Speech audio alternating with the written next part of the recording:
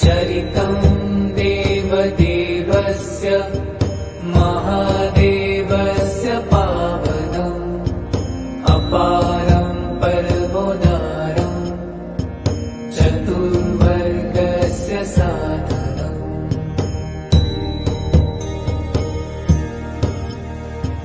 गौरी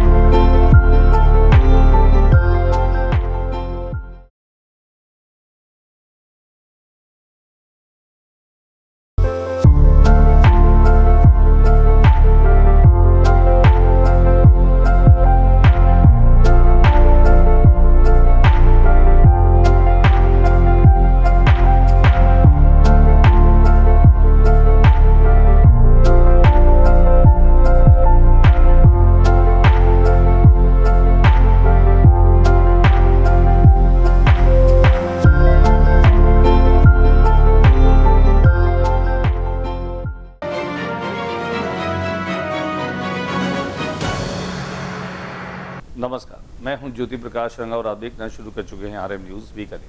मेरे YouTube channel ज्योति times पर बीकानेर संभाग की तमाम खबरें प्रतिदिन मैं आप लोगों तक पहुंचाता हूं। अगर आपने अभी तक मेरे YouTube चैनल को सब्सक्राइब नहीं किया है तो पहले आप सब्सक्राइब करें और उसके बाद आगे बढ़ें। बीकानेर में दिन भर क्या रहा खास डाल देते हैं एक नजर। ऑनलाइन दवा बिक्री और नकली दवाओं के विरोध में बीकानेर की दवा दुकानें बंद रही। जिले की करीब 2200 मेडिकल बंद, दवाइयों के लिए वर्तमान महावीर खुला विश्वविद्यालय की ओर से बुधवार को 2 पारियों में शुरू हुई परीक्षा। पहली पारी में सुबह 9 बजे से 12 बजे तक विद्यार्थियों ने दिए पेपर। पेट्रोल दरों की बढ़ोतरी को लेकर कांग्रेस ने पेट्रोल पंप पर किया प्रदर्शन।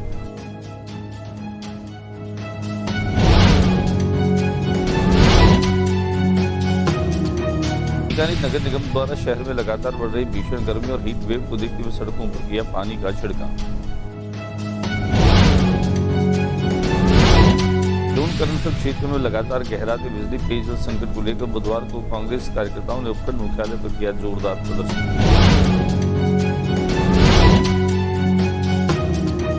इसमें पड़ रही भीषण गर्मी का असर इंसानों के साथ साथ पशु पक्षियों पर भी दिखाई दे रहा है। बीकानेर स्थित रेस्क्यू सेंटर वन्य जीवन पक्षियों को राहत देने के विशेष सदर थाना इलाके में सीवरेज में काम करते हुए 2 श्रमिक दबे, जिन्हें मजदूरों और आसपास के लोगों द्वारा सुरक्षित निकाला गया।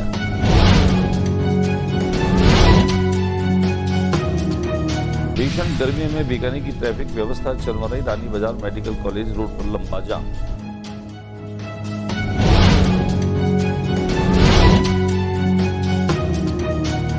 BSNL कर्मचारियों की मांगों को लेकर देशव्यापी विरोध प्रदर्शन किया।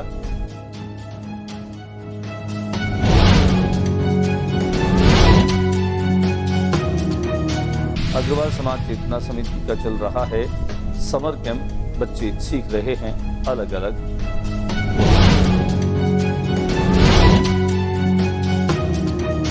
और अब खबरें विस्तार से। ऑनलाइन दवा की बिक्री और नकली दवाओं की बिक्री के विरोध में आज दवा विक्रेताओं ने हड़ताल करी। करीब 2200 मेडिकल दुकानें बंद रही। दवाइयों के लिए मरीज दर दर भटकते रहे। ऑनलाइन दवा बिक्री और बड़ी कॉरपोरेट कंपनियों के द्वारा दवाइयों पर भारी छूट दिए जाने और बाजार में बढ़ रही नकली व घटिया गुणवत्ता की दवाइयों के विरोध में बुधवार को जिले की करीब 2200 मेडिकल दुकानें बंद रही। जिला केमिस्ट एसोसिएशन के आह्वान पर जिले भर की मेडिकल और दवा की दुकानें बंद रही। मेडिकल संचालकों ने प्रदर्शन को प्रधानमंत्री के नाम एक ज्ञापन भी दिया। अध्यक्ष बाबूलाल गहलोत ने कहा कि ई फार्मेसी के जरिए बिना डॉक्टर की उचित जांच और पर्ची की दवाइयां बेची जा रही है। फर्जी पर्चियों के माध्यम से एंटीबायोटिक्स और नशे की श्रेणी में आने वाली दवाओं की बिक्री हो रही है, जो मरीजों के स्वास्थ्य के लिए गंभीर खतरा है। उन्होंने आरोप लगाया कि कई डिजिटल प्लेटफॉर्म और AI जनरेटेड पर्चियों पर शेड्यूल H1 की दवाएं बेची जा रही है, जो कि नियमों का उल्लंघन है। उन्होंने सरकार के द्वारा प्राथमिक कृषि साख समितियों को समिति दवा लाइसेंस देने का जो प्रस्ताव है उसका भी विरोध जताया। आइए हम आपको दिखाते हैं कि बीकानेर शहर में किस तरह से दवा विक्रेता जो है उन्होंने आज अपने मेडिकल स्टोर जो है वो बंद रखे। वर्धमान महावीर खुला विश्वविद्यालय की परीक्षाओं का शुभारंभ हुआ। बुधवार को शुरू हुई परीक्षा में सुबह 9 बजे दोपहर 12 बजे तक पहली परीक्षा हुई, जिनमें शांतिपूर्ण तरीके से विद्यार्थियों ने पेपर दिया। परीक्षा केंद्रों पर अभ्यर्थियों की फ्रिस्किंग, सीसीटीवी जांच और बायोमेट्रिक सत्यापन किया गया। पहली पारी के लिए अभ्यर्थियों ने सुबह 7:30 से 8:30 बजे तक प्रवेश दिया गया।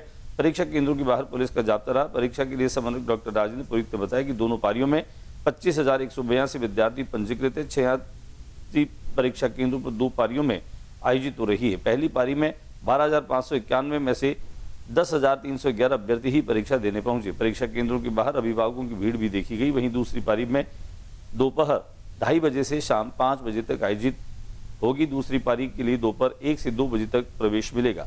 गेट बंद होने के बाद किसी भी अभ्यर्थी को प्रवेश नहीं दिया जाएगा। नकल को रोकने के लिए भी फ्लाइंग दल जो है उनका गठन किया गया है। पेट्रोल और डीजल की दरों में बढ़ोतरी के बाद में कांग्रेस जो है वह लगातार हमलावर होती जा रही है।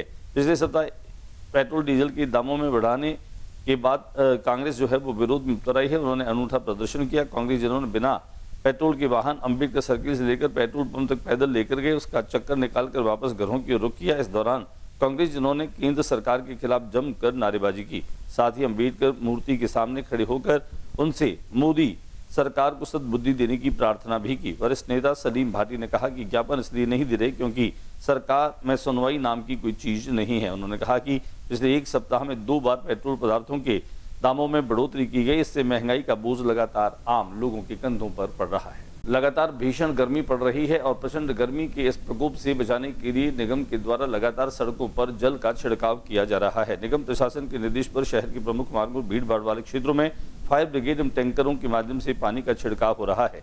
नगर निगम की टीमों ने कोटगेट रोड, जूनागढ़ क्षेत्र, जस्सूसर गेट, जेलवेल रोड, व्यास कॉलोनी सहित विभिन्न मुख्य सड़कों और बाजारों में पानी का छिड़काव कर वातावरण को ठंडा करने का प्रयास किया। दिखाते हमारे कैमरा प्रतिनिधि शंकर की एक रिपोर्ट। लूणकरणसर क्षेत्र में बिजली के गहराते संकट के विरोध में कांग्रेस ने प्रदर्शन किया। उपखंड मुख्यालय पर उन्होंने जोरदार प्रदर्शन किया। बढ़ती गर्मी के बीच में आमजन को हो रही परेशानियों को देखकर कांग्रेस नेताओं और कार्यकर्ताओं ने राज्य सरकार तथा प्रशासन के खिलाफ जमकर नारेबाजी करते हुए शीघ्र ही समाधान की मांग की। प्रदर्शन में कांग्रेस जिलाध्यक्ष विश्नाराम सियाग, विधानसभा प्रत्याशी doctor Rajendra mood, Lunkaransar block अध्यक्ष अजय गोदारा, नापासर ब्लॉक अध्यक्ष लुम्बाराम मेघवाल सहित बड़ी संख्या में कांग्रेस कार्यकर्ता और स्थानीय ग्रामीण जो हैं वो मौजूद रहे।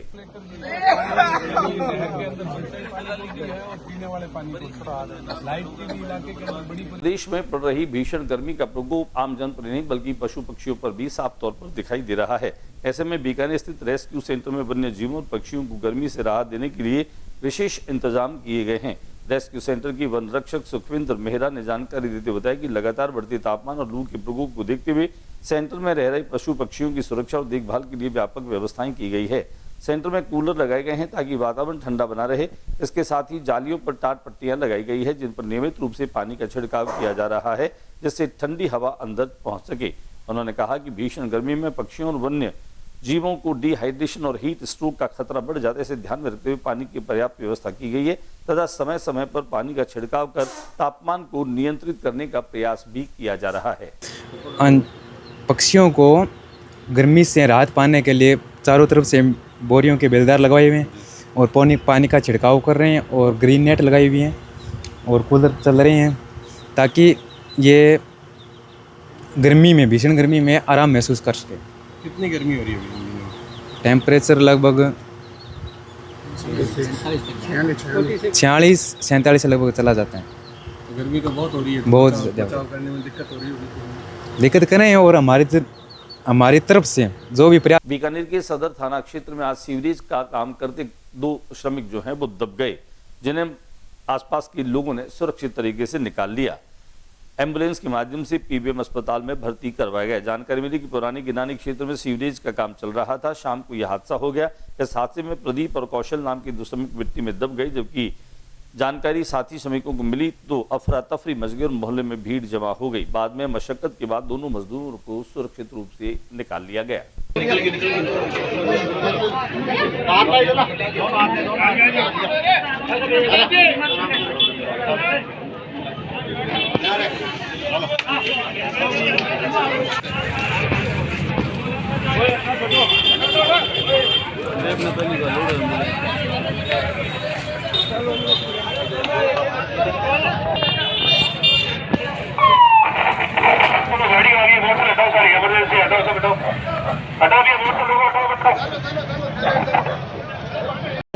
में बीकानेर की ट्रैफिक व्यवस्था चरमरा गई है।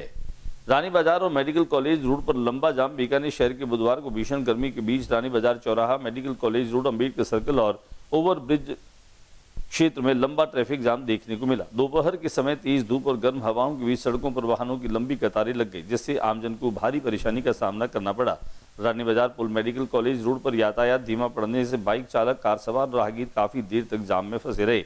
गर्मी का असर इतना था कि लोग पसीने से तरबतर नजर आए। कई वाहन चालक छांव की तलाश करते दिखाई दिए, जबकि छोटे बच्चों और बुजुर्गों की सबसे ज्यादा परेशानी को झेलना पड़ा। बीएसएनएल कर्मचारियों ने अपने विभिन्न मांगों को लेकर के देशव्यापी प्रदर्शन किया।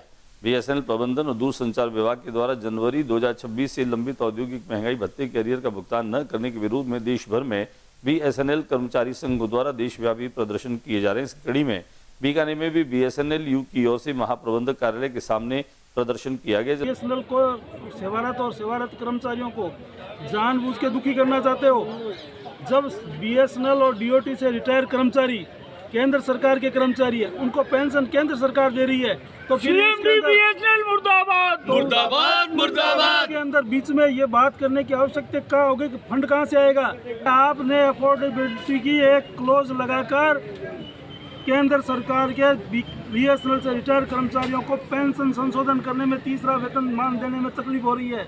ये कितने दुख की बात है कि जन कल्याणकारी सरकार कोई काम नहीं कर रही, कोई कल्याण का भाव नहीं है। अगर ये मांगे पूरी नहीं की गई तो देशव्यापी भूख हड़ताल और संसदीय मार्च होगा। मैं कमल सिंह। ग्रीष्मावकाश चल रहे हैं और इन गर्मी की छुट्टियों में खासतौर से अलग अलग स्थानों पर सीखने के शिविर लगे हैं, जिन्हें समर कैंप के जरिए बालक अपनी अपनी अभिरुचियों के अनुसार बहुत कुछ सीखने की कोशिश कर रहे हैं। बीकानेर के अग्रवाल समाज चेतना समिति के भवन समाज की समिति द्वारा एक समर कैंप का आयोजन किया जा रहा है, जिनमें बच्चे अपनी अभिरुचियों के अनुसार बहुत कुछ सीखने के लिए पहुंच रहे हैं। भीषण गर्मी भी इनके जोश और जुनून को रोक नहीं पा रही। बच्चे कहीं ड्राइंग एंड पेंटिंग के माध्यम से अपनी अभिरुचि के अनुसार सीखने की कोशिश कर रहे हैं, तो डांस के जरिए भी बच्चे अपनी प्रतिभा को प्रदर्शित करने की तैयारी में नजर आ रहे हैं। अलग अलग क्लासेज और अलग अलग फैकल्टी के माध्यम से न केवल अग्रवाल समाज चेतना समिति का जो भवन है, यहाँ इस परिसर में समर कैंप लगा है, जहाँ पर शानदार तरीके से इस समय का उपयोग करते हुए शिविरार्थी दिखाई दे सकते हैं। दिखाते हैं आपको अलग अलग सीखने वाली क्लासेस की कुछ झलकियां, जिनमें बच्चे अपनी अभिरुचियों के अनुसार सीखने की कोशिश कर रहे हैं। वो इतने अच्छे से स्टिक नहीं हो पाता, ठीक है, ये भी करेंगे वो करेंगे और फिर उसको साथ में उसके लगा देंगे इसमें। और इस ब्रिक में है ना, ये होने से बहुत इजी हो गई चॉकलेट पैकिंग, बहुत इजी। हमें कभी भी कोई बड़ा नुकसान उठा सकते हैं। नुकसान कोई हमारी गलती से नहीं होगा, सामने वाला करेगा तो भी हमारा नुकसान हो सकता है। हमारी इस क्लास में मैंने पहले दिन ये कहा था कि हमें सिर्फ बोलना है और जो बोल रहा है उसको सुनना है। बोलने से भी पहले हमारी प्राथमिकता सुनने की होगी कि हम किसी भी व्यक्ति को कितना सुन पाते हैं। अगर ये बच्ची विवेकानंद पर बोल रही है तो इसकी एक लिमिट है। आज अगर आप मैडम बोलेंगी विवेकानंद पर तो इससे बेहतर बोलेगी, क्योंकि आपको मालूम है कि विवेकानंद क्या है। 12 जनवरी का दिन जब हम राष्ट्रीय युवा दिवस मना रहे हैं, विवेकानंद जिसका एक आदर्श वाक्य था, उठो जागो तब तक चलते रहो जब तक कि आपको अपना लक्ष्य नहीं मिल जाता। विवेकानंद का जीवन, विवेकानंद बहुत छोटी उम्र में जो है उस दुनिया से चले गए थे, महज 39 साल की उम्र में तो चले गए थे। अमेरिका के शिकागो में जब उन्होंने धर्म सम्मेलन में बात करी, तब उन्होंने हिंदू धर्म को व्याख्यायित करते हुए जब पहला। आज के बुलेटिन में बस इतना ही। अगले बुलेटिन में नई गतिविधियों के साथ इस समय इसी चैनल पर फिर मुलाकात होगी। न्यूज रूम से ज्योति प्रकाश रंगा को इजाजत दीजिए। जाते जाते मेरा निवेदन कि मेरी यूट्यूब चैनल ज्योति टाइम्स को अगर आपने सब्सक्राइब नहीं किया है तो पहले आप सब्सक्राइब करें, फिर आगे बढ़ें। नमस्कार।